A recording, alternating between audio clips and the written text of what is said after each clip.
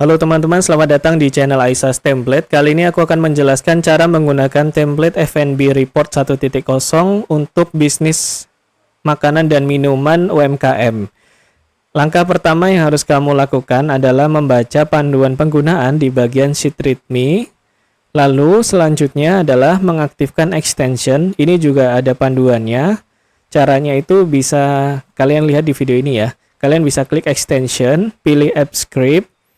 Lalu jika sudah muncul halamannya seperti ini, kalian bisa klik run. Ini adalah klik run. Jika sudah klik run, maka nanti akan muncul pop-up seperti nomor 3 ini, teman-teman.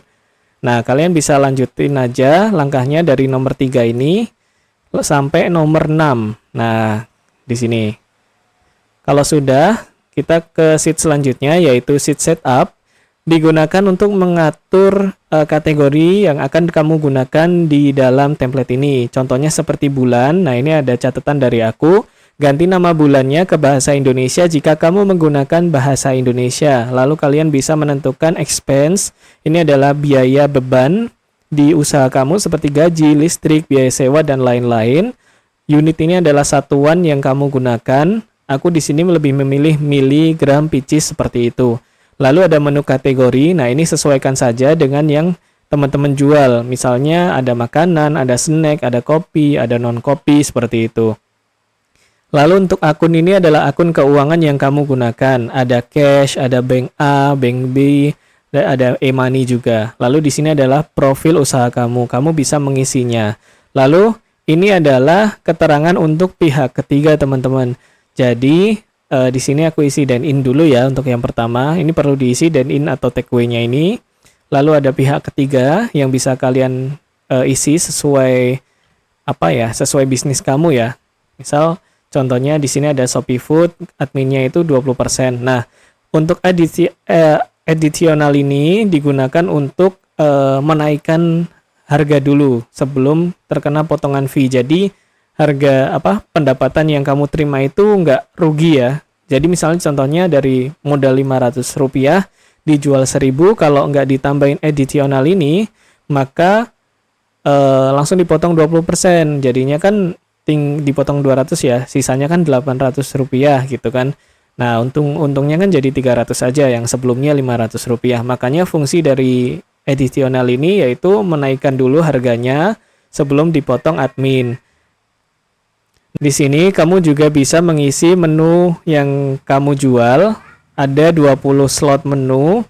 Jika kamu merasa kurang, kamu bisa sampaikan ke aku ya atau ke kreator untuk penambahan barisnya. Lalu di sini ada tabel untuk bahan baku yang bisa kamu isi seperti bahan bakunya apa, harganya apa, open stocknya ini adalah opening stock ya, stok awal. Jadi kamu perlu mengisi ini saat pertama menggunakan template ini atau saat awal tahun, saat berganti tahun gitu. Lalu di sini adalah unitnya, karena ini 80.000 untuk 1.000 gram atau 1 kilo, lalu 17.500 untuk 750 mili seperti itu. Lalu sheet selanjutnya adalah sheet summary. Ini adalah laporan bukan penjualan sih, laporan bisnis kamu ya dalam bulan atau tahun. Kamu bisa memilih bulannya itu di bagian month ini. Kalian bisa pilih nama bulan yang ingin ditampilkan laporannya. Contohnya aku ingin menampilkan bulan Juli gitu ya. Kalau ingin menampilkan dalam 1 tahun, kamu bisa menghapus nama bulannya ini. Dan untuk mengganti tahun, kamu bisa menyesuaikan format yang udah aku tulis. 1 garis miring tahunnya. Kalian bisa sesuaikan tahun 2026, 2027, dan seterusnya. Lalu di dalam laporan ini, kalian bisa melihat total omset, total HPP, total laba kotor, total biaya yang dikeluarkan, dan ini adalah keuntungan atau laba bersihnya, profit itu. Lalu ada juga pendapatan dari setiap akun keuangan dan pengeluaran di setiap akun keuangan. Lalu ada keterangan product sales.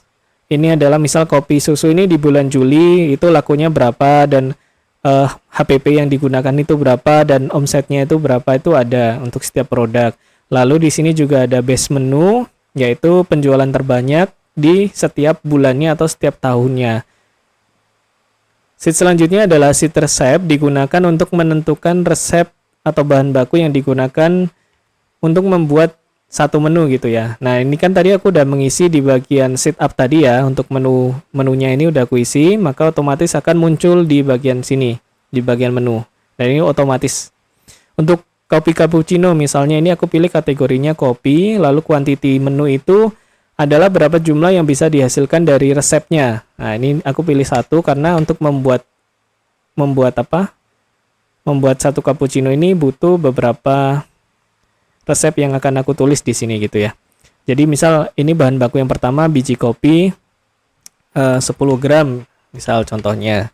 Pilih unitnya 10 gram. Lalu bahan kedua itu susu full cream sebesar 40 mili, contohnya gitu aja. Lalu bahan ketiga gula pasir sebesar 10 gram. Nah, ini adalah bahan yang digunakan untuk membuat satu kopi cappuccino. Lalu bagaimana cara mengisi COGS dan price per menunya? Itu kamu bisa pindah ke sheet kalkulator. Jadi sheet ini digunakan untuk menentukan HPP produk dan penjualan atau harga jual suatu produk secara otomatis. Di sini aku udah memilih kopi cappuccino ya. Kalian bisa memilihnya di bagian atas ini. Lalu maka akan muncul keterangannya di bawah sini ya. Untuk total bahan yang aku butuhkan membuat satu kopi cappuccino itu segini HPP-nya. Nah, ini segini nih. Harga bukan HPP apa? Harga bahan bakunya yang untuk aku bikin kopi cappuccino itu sebesar Rp10.188.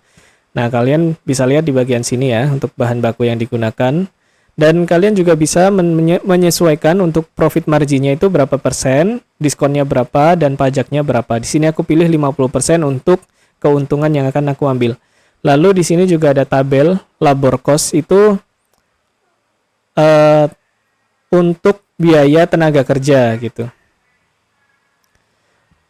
Biaya kerja, misalnya ini gaji karyawan untuk 100 pieces kopi, gelas kopi gitu, dari gajinya yang per hari Rp50.000, berarti biayanya untuk satu pieces kopi itu Rp500.